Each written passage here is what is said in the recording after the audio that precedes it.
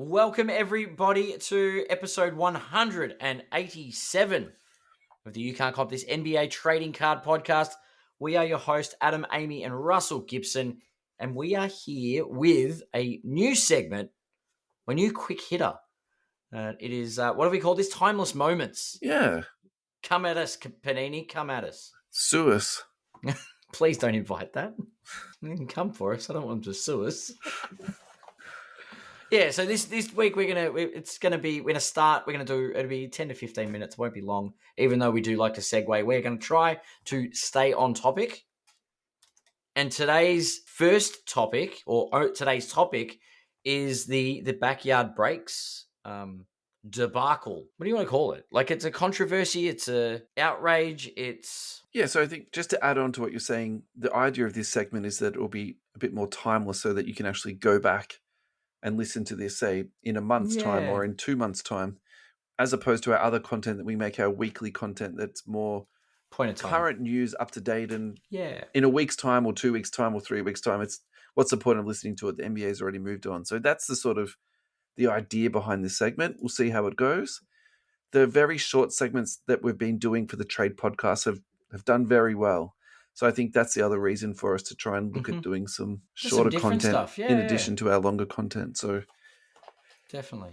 Why don't we start with just recapping what happened with backyard breaks? I think before we get into sort of the second or the new news around backyard breaks, why don't we just recap for people that might not have heard about it, and so they can sort of get their head around what's been happening. So I think the way that I would summarize is that Izzy made extremely black remarks or black comedy around it was not around prostituting his daughter and getting her a OnlyFans page and silicone implants to was it at the age of 6 or something? Enhance her earnings. And so it wasn't very well received throughout the hobby. And the general consensus is there's no place in our hobby for that. Not at all. No, not at all.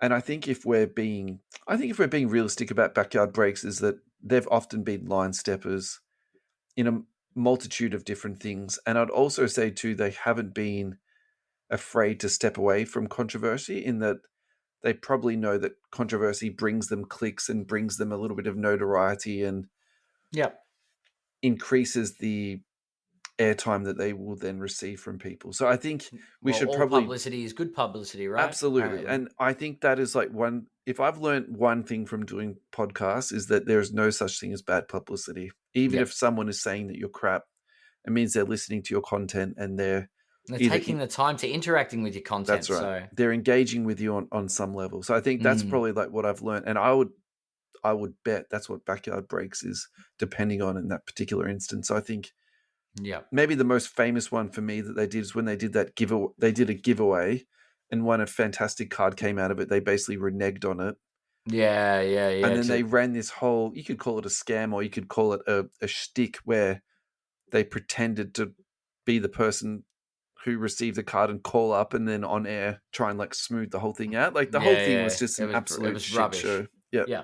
And there's the thing, so, like we understand it. I understand the hype, the reactions, the trying to push and be a bit controversial. And they are the kings, by the way. They are. They're great. But the concern there is they are so like good at what they do.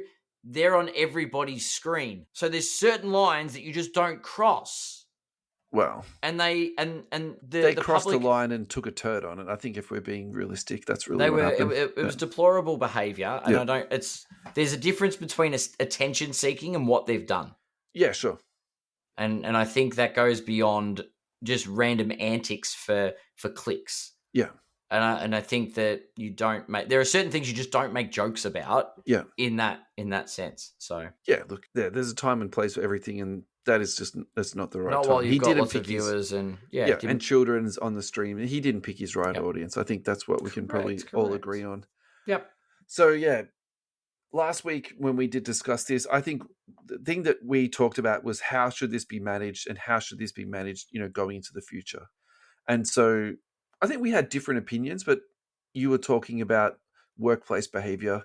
Yeah. I was talking about a higher percentage of income to be taken away by Whatnot to Backyard Breaks. Yeah, and then internally Backyard Breaks should manage him. And probably that's actually how it played out. So they got the 1 day, the 24-hour suspension off Whatnot, which I think a lot of people sort of pushed back on. But then when you multiply that out by the 100 people that they employ, that's 100 salaries you have to pay for 1 day without any revenue coming in at all. So that's a very stiff penalty. That could be, $1 million penalty. That's pretty insane. Which I think is reasonable, and they had to be penalized. Punishment's got to fit the crime, right? Yeah, and look, I'm definitely not sympathizing, for them, but I would also say too, you do have to multiply it out over that sort of larger scale. Yeah. And then the internal management part. Look, I had the feeling of that's what it had to be, but did I expect that's what the outcome was going to be? Absolutely not. So this is from Backyard Breaks Instagram. I'm just going to read the whole thing. Backyard Breaks is built around an inclusive community that welcomes all sports fans and collectors. The recent comments shared by Grant and Bugsy do not align with the core values and principles upheld by our leadership, nor do they reflect the 100+ team members who we proudly consider family. This moment does not reflect how we conduct ourselves as an organization, nor the care and professionalism our breakers consistently demonstrate. We are thoroughly reviewing our streaming practices and implementing new internal policies to ensure this does not happen again. To our community, please know we are taking this seriously and continue to improve every day. So I think that is a pretty decent response. It's a good response, but I'm curious to see what that looks like. So then that was followed up. I was going to say, I'm used to people blowing smoke, right? Yeah, so Grant followed that up. I would like to sincerely apologize about the comments I made on stream Tuesday. My words and actions were completely inappropriate, and to say I crossed the line is an understatement. There's absolutely no excuse for what I said. An apology alone isn't enough. I'll be taking some time off and stepping away from the Backyard Breaks to reflect on my actions, and I will be seeking help to hold myself accountable moving forward. I need to be better, plain and simple. I need to be more aware of my words and actions, and that my words reach many people. To the community that is in my stream every day, you know my heart, this is not who I am. To those I've disappointed, I hear you. I understand your frustration, and I am truly sorry. To everyone, including those who have been hurt or offended by my comments, I offer my deepest apologies. Thank you, Grant. So I'll turn this over to you. I think it's great to hear your perspective in this space. Yeah, look, I think this is the very minimum that needed to be done. Okay. And once again, like I'm going to double down on, I want to see what this looks like moving forward. Sure. I think it's it's good. It shows the accountability factor, which is exactly what I was looking for. Some level of accountability to the wrongdoing. We'll see how it's handled as far as him stepping away and looking to get help and all that. Sure. We'll see what happens when he comes back, right? And we'll see what Backyard Breaks does in that space of, if in 3 months' time there's an incident where they've pushed the line again, then we go, this is all nonsense written by legal to tick a box. Do you know what I mean? Like, but you need to see the behavior. Of course. So you've got to wait and say, okay, we hear you. We appreciate you've handled the matter.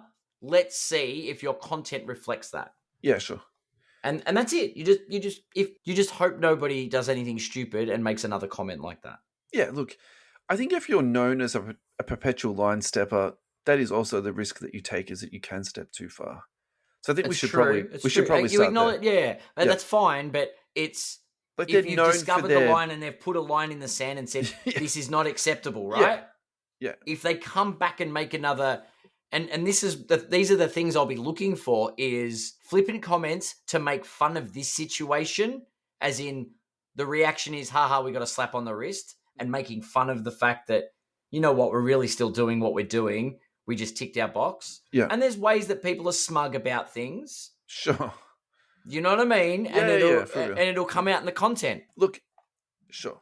So I would say, I probably think in my head, this is going in a different direction to what maybe you're painting. And the reason I say that is because we've now had 3 responses. Whatnot has responded. True. Backyard Breaks has responded. And then also Grant has too. And so I feel like you're right. They realize how serious it is. That's right. That's different to just Whatnot responding and doing something. Can I contextualize it? What I'm saying is, if a Joel Embiid like comment comes up in one of their breaks, and I'll go back to what I mean by that, but in one of their breaks, then I'm going to raise an eyebrow.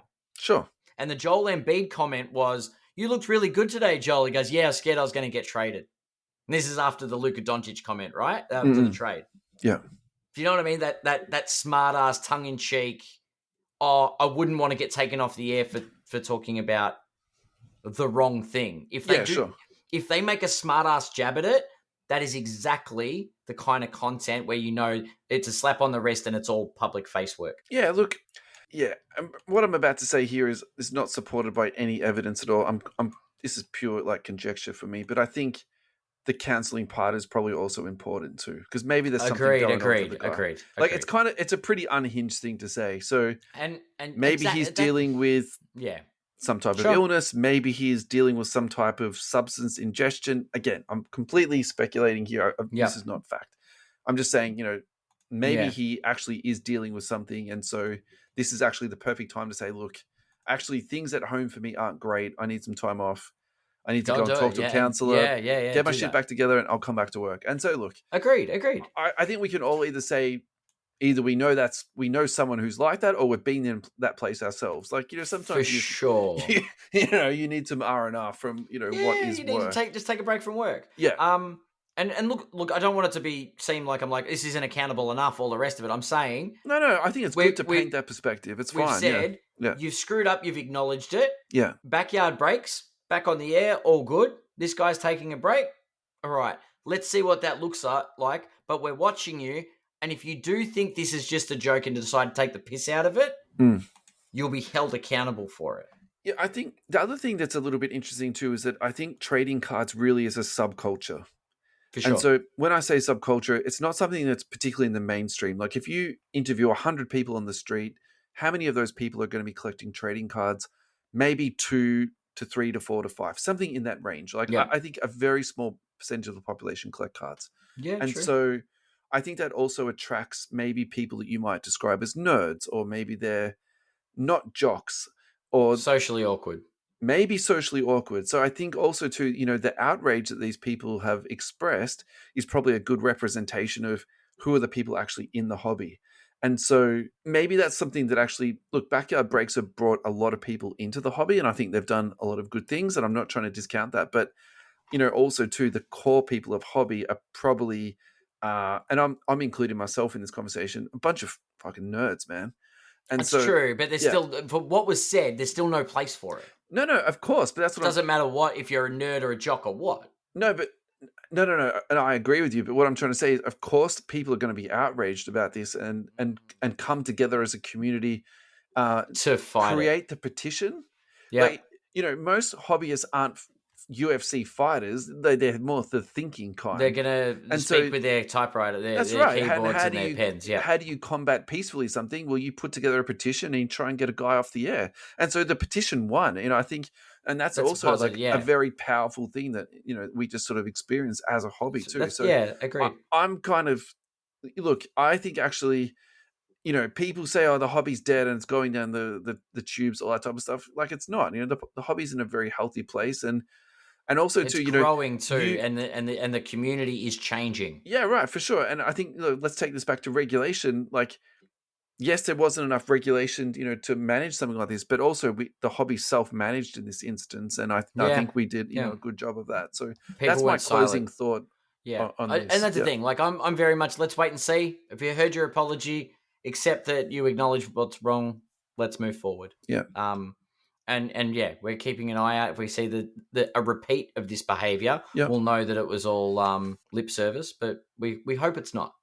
Yeah, so thank you, everyone, for listening to our first edition of Timeless Moments. We hope this is something that's going to continue. And if you like the video, if you're up on YouTube, give us a like, give the video a like, drop us a comment.